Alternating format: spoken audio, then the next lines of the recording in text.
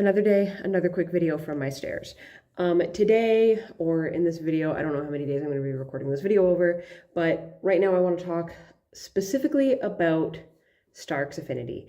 I touched on this very briefly. I made a quick comment about it during my overview video, and I did talk about the elemental magic in this series, the elemental affinities that particularly Zoe has, but also several of her friends each have one elemental affinity. But there's another character named Stark, and he has, I'll explain the concept of his affinity to you and the potential of that affinity, the way it could have been used. Stark has an affinity with a bow and arrow, and the way it works is he will hit anything he aims at. But aiming is not just drawing and pointing. It's also he could be drawing and pointing at, say, a tree, but he thinks about a train and the arrow will teleport to the train and hit the train instead. So he can hit whatever he aims at, whether that's physically aiming or psychically aiming at, and it is infallible. So that is an incredibly powerful affinity to have. Kind of the only limitation is his imagination and intent, and how many arrows he has. That's kind of it. There's no established limit on the distance he can hit. We know for sure that at some point from the Chicago House of Night, he hit a freight train. In text, it describes it as a train that passes the House of Night every day, but it is specifically a freight train. And the House of Night in Chicago is near, I think it's called Grant Park. And the nearest spot I could find on Google Maps that looked like it would accommodate freight trains was 2 kilometers away. So unless in this world, for some reason, there's a fucking freight train line through the park or something, and or the House of Night just decided to take up land right next to a freight train line, it's about 2 kilometers away. We know he can hit at least that far. I think it's obvious that an ability like this has pretty massive potential. He can think of a person. He doesn't even need to be able to see them. He can just think of a person, picture their face or their role, or he could literally think, I want to hit the train conductor, and it'll hit who's ever driving that train at that moment. He doesn't have to know who it is. So it's even more broad than, say, a Death Note kind of ability for targeting. He can just think of a target and hit it. And we know that has a range of about 2 kilometers, which I did the math. A 2 kilometer radius means he has a 12.5 kilometer squared area that he can hit around him. And that's the minimum. It might be farther. There's no maximum distance established. So that's pretty intense, right? You could do a lot with that ability. So you would think that this is kind of because it's a little complicated, his role in the story, but he is ultimately one of the good guys. And so you would think that that's something that Zoe and her friends turn to a lot, is okay, we have this problem we need to deal with. Stark, can you do anything with your affinity to deal with this? Because bear in mind, it doesn't have to just be, I'm going to fire an arrow at something and kill it. Say they need to ring a bell. He just needs to be within 2 kilometers of whatever church tower or whatever, and think of hitting the bell with an arrow and fire an arrow, and ding, it'll ring the bell, right? He can use it creatively. How often do you think this gets used in series? What is the outcome here? I can think of 3 instances where Stark actually uses his affinity for serious plot-related reasons. Not times that he fires his bow, times that he specifically uses his ability to target like this. And even one of them is a little iffy. One example is when he is, for reasons under Neferet's control, he has to fire, I can't remember the exact poetic line, but it's the earth bleeds red. And so he has to aim for the earth to make it bleed red. He does that, it hits Stevie Ray because Stevie Ray has an earth affinity. Then later this is a kind of convoluted one, but it's part of how the psychic part of it works. Neferet then tells him to shoot Zoe, and so he says something about like, Zoe is my heart, and then fires his bow, and Zoe's like, oh my god, he's gonna shoot himself in the heart, and somehow she's able to use her affinities to stop it. That part's not important. He can shoot himself in his own heart while aiming at Zoe. And then the other one I can think of is he and Kelowna are hunting down Dallas for reasons. He sees Dallas from across a river, which is a distance of like half a kilometer. I also looked that up. And he fires his bow and it hits Dallas. So those are like the only instances where he uses like the teleporting ability of his affinity. I can't really think of, like, maybe there's one other somewhere, but those are the only instances I can really think of. Other than there's like a backstory, there's backstory ones where like that's how he learns of his affinity. But in the events of the actual story, he doesn't really use his affinity. Now, I think that's like, why would you give him an affinity that powerful and then just not use it? Recurring problem with affinities in this series, but Stark's I think is particularly egregious because there's so many moments where I'm like, why doesn't Stark do a thing here? Notably, it's not even that he doesn't do it, it's that nobody talks about him doing it. So like in Tempted, they're all concerned about Neferet, for reasons, is trying to get elected into the position of High Priestess of the Vampire High Council. For clarity, because there's multiple High Councils and it's really confusing, this is the High Council. It's the High Council over all vampires. It's basically their central government. And so Neferet wants to get elected as that High Priestess, the High Priestess of all vampires, because then she has authority over all the vampires. So when Zoe and her friends realize that that's what Neferet's trying to do, they go to, I believe it's the Isle of Capri is where that's happening, and they go to where the High Council is centered. Like that's the main, like the central government essentially for vampires. It's hard to explain.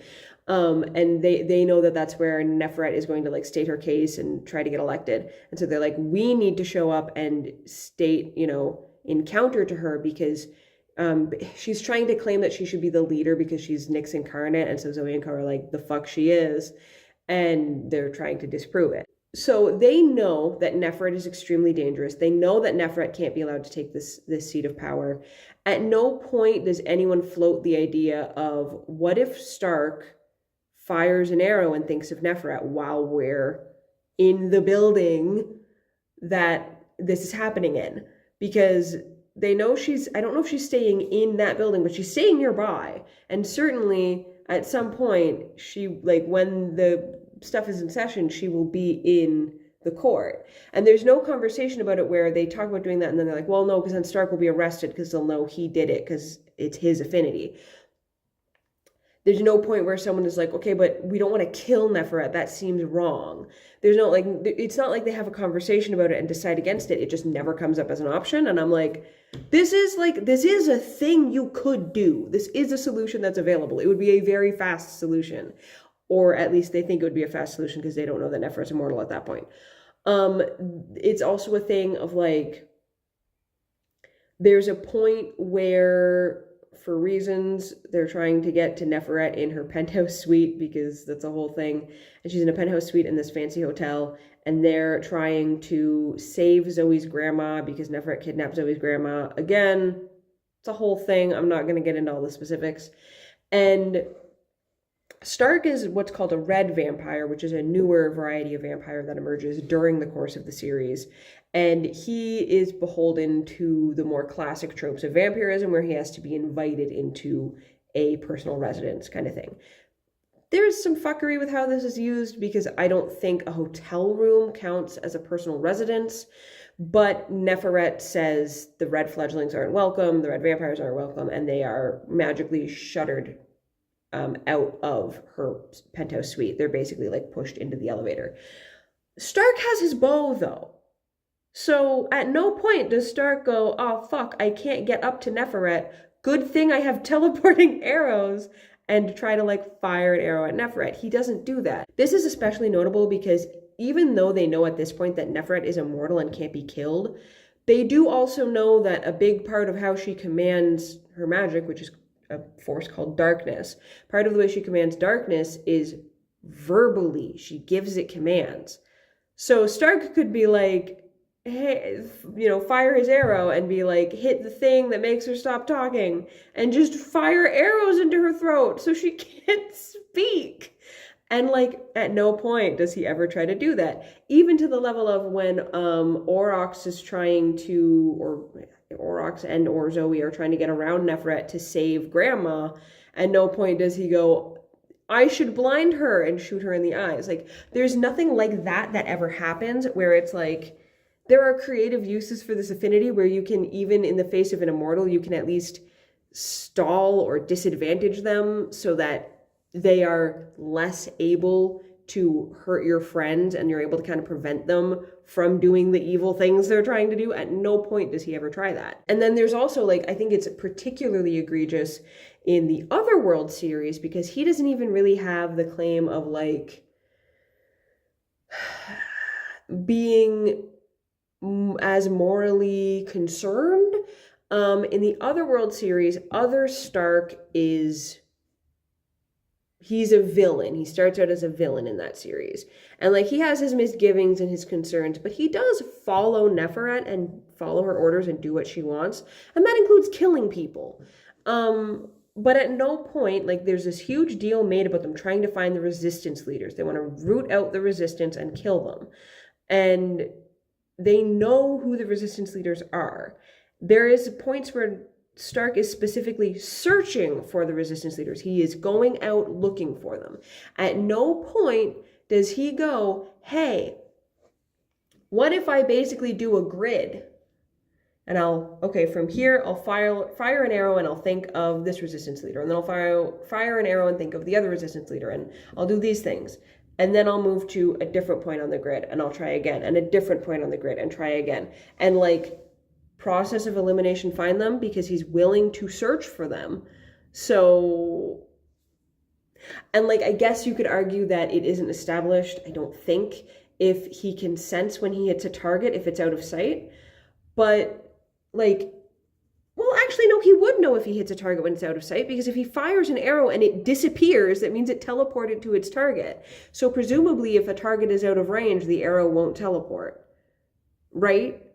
But even if he didn't want to do all that, when he gets intel of like, hey, resistance has been spotted in this area, go investigate it. Like, at one point, they're told that members of the resistance are trying to, like, it's something about smuggling people in hay bales or something. So they go to this field where they're expecting to find people, and they're gonna like start stabbing hay bales because the intel they have is that there's people in the hay bales. At no point does Other Stark pull out his bow and fire an arrow thinking of, say, Dragon Langford. He never tries to do that, and it's just like, hey, bro, why not? And like, this is also a thing in the Otherworld series, even to an extent with the original Stark, where they're concerned about stopping Other Neferet. They don't want Other Neferet to reach the level that the original Neferet did, where the original Neferet became immortal. Other Neferet is not yet immortal. At no point does anyone go, hey, original Stark or Other Stark, when Other Stark comes to their side, why don't you think of Other Neferet and fire an arrow and just see if she's within a 12.5 kilometer area of where we are currently. Like, because the thing that a thing that happens at the end of Lost is Neferet jumps out a window, but then when they look out the window, she's not there, or she's like, I'm trying to remember the specifics of how it works. I think like darkness carries her away or something. But like, they can presume that she might still be nearby, and at no point does Other Stark go, oh shit, better fire an arrow and see if I can hit. So this is like a super overpowered affinity, like incredibly wildly overpowered affinity that is just never used. I don't think there's really like implications for this in terms of like affecting readers or whatever. It's just one of those things that, like, to me, it pulls me out of the story because I find myself, one, asking why give this character an affinity this powerful in the first place if you're not going to use it, and two, like, every time any character in association with the central group is called intelligent, I'm like, are they though? Like, it's one thing if Zoe doesn't think of this. It's one thing if Stark doesn't think of this. But when they're having like discussions as a group of, okay, what should we do next, or how do we resolve this problem, when even Damien, who is supposed to be extremely intelligent, when Damien doesn't look at the situation and go, hey Stark, can we do something with your affinity here? Like, that just makes me feel like these characters aren't actually smart, even when we're being told they are smart, because these aren't like super convoluted ideas of how Stark could use his affinity. This is literally just the baseline of what his affinity does. I can't see that person anymore, but I know they're probably nearby. I should fire an arrow and think of them. That's what his affinity does. Again, it's just one of those things that completely, for me, pulls me out of the story and like makes it harder to take the events and the characters seriously, because it doesn't feel like the author is giving it as much thought and care as she should. In terms of a do-over, I think either there needs to be stricter stipulations for how his affinity works, like a death note. So maybe he needs to know the face and name of the person. Maybe he does need to know exactly where his target is in order to hit it. So like, he can't think of, you know, oh, I want to hit Neferet somewhere on the island of Capri. Well, you don't know what building she's in right now. You don't know what room of that building she's in. You can't hit her. That would make more sense of like, this is still very powerful, but there are limitations on it just based on your knowledge. And if you can't get that information, you can't hit that target. That would make it just way, like pretty much every problem I have with it would be resolved by that use case. It also, like another option would be to have there be a cost to him using it. Like maybe if he wants to do the psychic thing, he can't use a regular arrow. He has to do something to forge an arrow, and maybe there's some sort of cost to him when he does that. Could be, I don't know, lifespan cost. Could be he has to feed. Could be he has to, I don't know, like maybe he needs a particular material to hold and then turn that into the arrow he's going to fire psychically. Like, there could be some kind of cost associated with it, but there just isn't. And so it's like, okay, well, as long as you have arrows, you can do this. So like something like that would make it work better. Or just having him actually try to use it and like fail sometimes. If he tried to use it at all and like it didn't succeed sometimes, I could understand that making him more like hesitant or uncertain about using it, because like he doesn't know if it's going to work. Does he want to try? Or having it be that like clearly established that anytime he tries to use his affinity to fire at a target he can't see, the arrow will teleport, and he doesn't know if it's teleported to his target or if it's just away. And establish a clear risk of like, because there's lip service paid to the idea that he has to be really careful of his intent and what he's thinking about when he fires an arrow, because he might accidentally hit something he doesn't mean to hit. But we don't really see that happen on page. It happens in his backstory, but that's like, okay, but you didn't know how your affinity worked yet. So of course you fucked up using it because you didn't know that there was a psychic component to it. So yeah, if you're aiming at a tree, but you think of an owl, you hit an owl. If there was an instance of like, if he's trying to psychically hit a target that is out of range, the arrow will just hit the nearest, like, I'm not explaining this well. Say he's trying to hit something that's 3 kilometers away and his range is only 2 kilometers. The arrow will instead hit something that's at the 2 kilometer mark, but not his target. And that would be like, I could understand that as a reason of like, if you are not confident that your target is in range, you don't fire your bow. I could see some, like, there's got to be something. There's got to be some justification for why he doesn't just try. Anyway, so those are like the main points with Stark's affinity. I don't know if I'm going to expand on this and talk about other affinities in the series, or if I'm going to do just a dedicated video about Stark's affinity, because like I have talked for a decently long time just about this. But I know some of the other videos I've already filmed are like an hour or too long. So we'll see. We'll see. If this is just about Stark, then if you liked this video, please do the things like comment, subscribe. And if you made it to the end, comment like an arrow in the comments. Comment an arrow in the comments. Articulate. I'm just going to go now. I think I've I think I'm good. Okay. Bye.